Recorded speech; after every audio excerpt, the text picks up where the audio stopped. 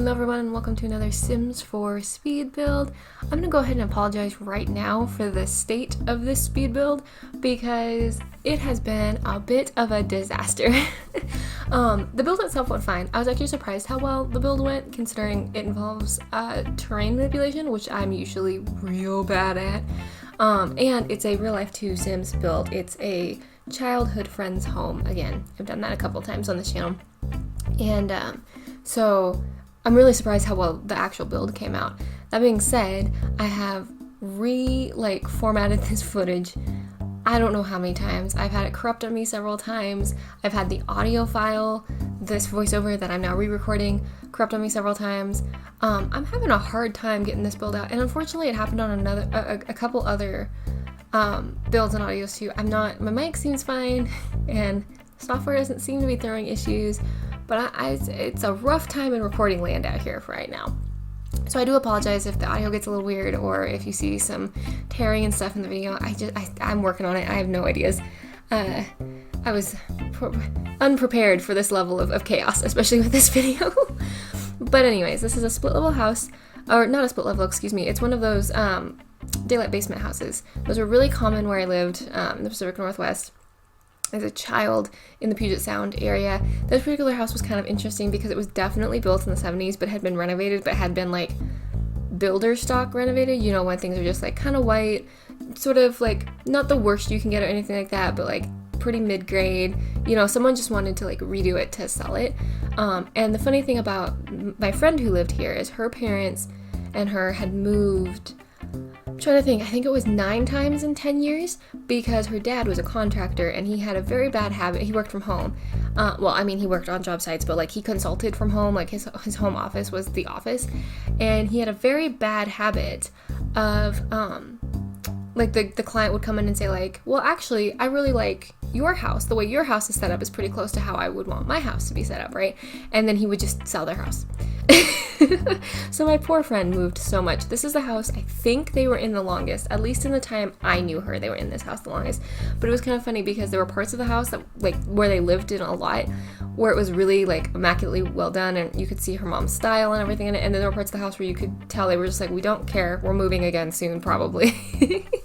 And you could see that a lot in the basement where like the kids lived. A lot, like the rumpus room. She was like, it's always clean, it's always put together, but I'm not going to put a lot of time and paint into this because who knows how long we'll be here. The other really funny thing about this house is I built it in Brindleton Bay because they lived on Gig Harbor, and I mean like on Gig Harbor.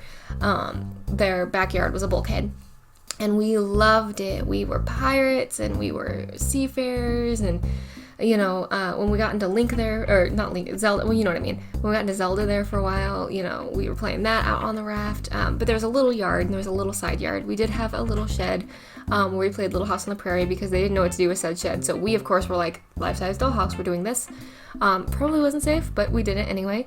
And then there was like this teeniest little side yard on the other side with a tree that threatened constantly to fall down, but it was fine. But so the point I was originally making here is that this house has way more of a backyard, and I had no idea what to do with a lot of this size, but I picked this lot because I was afraid the terrain manipulation would be like crazy, and I wanted space to work. Also, sometimes real life to Sims houses just are huge. Scaling is off, and this house, I will warn you, is huge. It is 1, 2, 3, 4 bedroom, 1, 2, 3 bath. And then it is 1, 2, 3 living room, big old kitchen, breakfast nook, dining space, outdoor cooking and dining space. I think, and a sauna, which is true to life. I will say this house makes it seem like they lived in a mansion. They lived in a bigger house. I mean, they were pretty well to do. They lived on Gig Harbor. But I mean, this house, the Sims build does make it seem. Oh, and there's also an attached like office space but with a separate entry, which I can't remember if I did. Yes, I did do. But so there's also that. Anyways, what I was going to say is this house makes it seem, in The Sims, it seems absolutely massive. It felt like a much more normally sized house when we were little. Like, it felt, things were a lot more compact, if that makes sense. It was still a giant house, and like, I grew up in a very sweet little 1,500 square foot, 3-bedroom, 2.5 bath that my grandpa built for us. I love that house very much. So this house did feel big to me, but in general, like comparison to my friends and stuff, it wasn't huge. Is the point I was making. This build just makes it seem really huge, and I think it fits in Brindleton Bay because Brindleton Bay, while it's supposed to be, I think, like Maine or something like that, actually does remind me of the Puget Sound a decent amount, especially when it rains. And for a lot of this build, it was trying to rain. But the big thing I would love to see, this was a rambly way of saying the big thing I would love to see is, I would love to see those simmers who are fantastic at landscaping, because I am not, but those simmers who are fantastic at landscaping could do so much with this lot and make it such a fun paradise, because I built it, like I said, with remembering the bulkhead and looking out onto the harbor, right? So I didn't need to do a lot with the yard, and this house does look out onto the bay. It looks out onto Brindleton Bay, but there are some rocks and stuff there, so, and the yard is just huge. And also, like, this house brings up some of my memories too, because the other thing that kind of drives me crazy is the front is correct house-wise. The porch is a little bit different because it was a driveway. But it actually came down, like, it was kind of funny because it's right there on the water. So, like, there was this, like, long sweeping dirt road into this nice driveway, and they were all, like, really big, seaside houses. But it was this little dirt drive. And then on the other side was all woodlands, because no one had built it there, thank goodness. And so we played up in the woodlands all the time. But so the front of the house, I kept stressing about it because it didn't feel quite right, because in the real life build it was really like cozy and closed in. But I was also trying to be careful because I put so many plants down when I was landscaping that I was like, if I make a forest, nobody's going to be able to run this house. Nobody. I struggled with the outside of the house because there is nothing quite in The Sims like I remember the house being. I don't even know how to describe it to you besides like modern 70s throwback, but it works on the actual real life house. It doesn't work on the house here simulated because those styles clash, because you just can't quite get the nuance with The Sims, So I ended up going with just sort of a pretty chipboard and some stone accents, which I think is really nice. And I did stay semi-true to the rooms where I knew my friend's mom had decorated and like put a lot of time and effort in. I kind of kept pretty close to her style, but in the rooms where either I wasn't a lot or the rooms where they never put a huge amount of time into, I did dress it up a little bit, because obviously I want you guys to be able to download and play this a decent amount. I think it'd be probably a little bit of a pain to play because it's so big, but I think it would be fun. Couple of interesting things to note: the master bathroom is a weird shape. That is true to real life. That bathroom was oddly shaped and it drove my friend's mom nuts. And it was like super oddly shaped too. It's actually easier to deal with in The Sims. There was like so many walls in that bathroom, it was crazy. And then the sauna isn't in the right place because the sauna was actually in the downstairs bathroom. But the saunas in The Sims 4 are huge, and this was like a tiny sauna, right? Like this was like a normal. Nah, I only knew one person who had a sauna, so not normal, but it was like a what you would imagine in a house-sized sauna.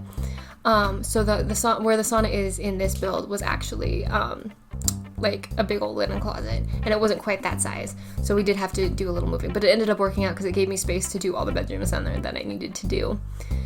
So it ended up working out, but yeah, that's a little bit different as well. I'm trying to think, is there any other glaring differences?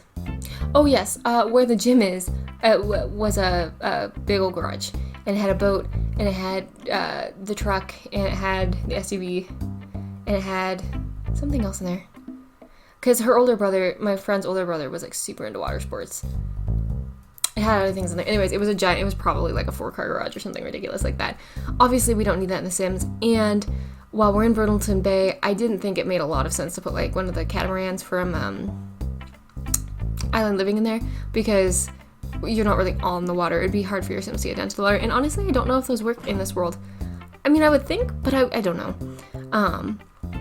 I don't know. I don't want to hazard a guess and be wrong there. So I didn't think it made sense. So I ended up going with a gym, which isn't true to real life, but it is true to, they were a very active family, so it would have made sense. I also didn't put the weird dilapidated shed in because that's a very precious memory. And there would have been no way to do it in the way we had it decorated, because there's no way to mimic the way like 9-year-old girls who are hell-bent on having an adventure are going to decorate a shed that they have, carte blanche to do. And so, like the found object aesthetic of like little girls, you know what I'm talking about. There was no way to mimic that, and I didn't want to get frustrated trying, so I just said, no thank you, we're just going to keep that one in the memory banks. But there is a gazebo. I traded y'all out for a gazebo and a nice little sitting space to stare at, unfortunately the rocks, but in my head the water. And I believe there's something else.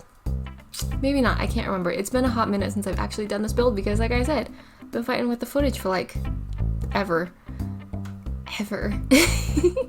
But anyways, I've been talking for a while, and I think I'll go ahead and let you go and just enjoy the rest of the build. I hope you're having a great day, a great weekend, a great month. I hope you're feeling very, very loved. And if for some reason you aren't, please know that I love you, and I'm glad you exist, and I'm glad you're here hanging out with us. And I will talk to y'all again very, very soon.